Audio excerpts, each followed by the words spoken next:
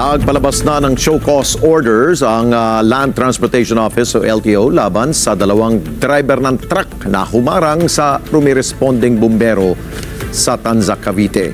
Ang insidenteng ito ay nakuna ng video at nag-viral sa social media kung saan makikita ang dalawang truck na yan na sumingit at humarang sa bumbero na re-responde sana sa sunog. Inatasan ng LTO may-ari at driver ng dalawang truck na yan na magpaliwanag sa kanilang tanggapan sa 4 ng Pebrero.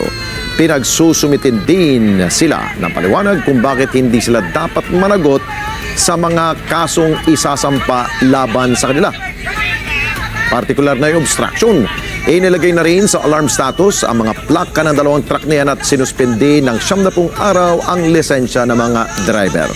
Paliwanag ngayon ng ahensya, mga emergency vehicle tulad ng fire truck ay may mahalagang tungkulin na iligtas ang buhay at ari-arian ng mga nasunugan.